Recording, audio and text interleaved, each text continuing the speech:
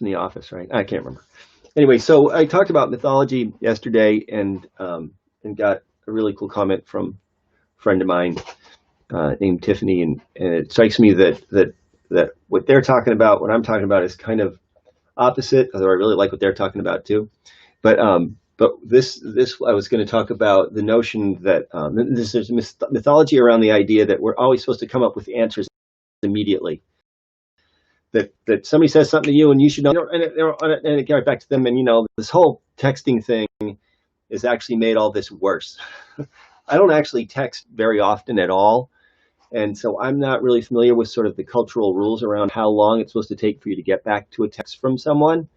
But it totally stands up against what I'm going to be talking about, because the idea that you're supposed to just know the answers right off the top of your head or be able to respond to somebody immediately sets us up for doing things that I'd rather not be doing, saying things that I'd rather not be saying, responding in ways that are completely inconsistent with my intentions. What my intention is to be, kind of thoughtful and intentional about how I respond to people. And so, answering a question right off the bat, that is not one of those things. And I actually had an experience this morning where I was interacting with some people, and I'm like, I should have said, well, probably not, and I didn't. And this sort of, I'm supposed to know how to respond to these crazy situations right as they come up. It's just not.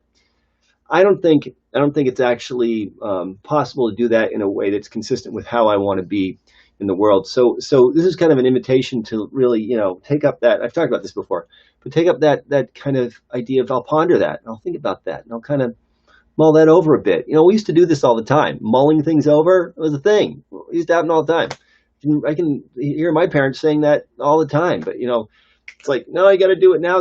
Is kind of taking that over. And so this mythology of having to have immediate answers, immediate responses, snappy responses, and this is just something that I personally am making the decision to decline the invitations to think that's what I'm supposed to be doing, and so just something for you to think about. Encouraging people to take the invitation, take the opportunity to ponder questions that are asked to us, and ponder situations that we're in, and ponder how we want to respond, and that we don't have to come back at somebody immediately.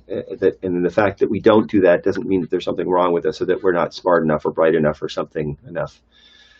So anyway, something to think about. And check out that comment that Tiffany Soster made about the message that I put out yesterday, because it really is a very cool idea. This notion of taking up the notion of mythology in the context of how we might describe ourselves is a really, really cool idea.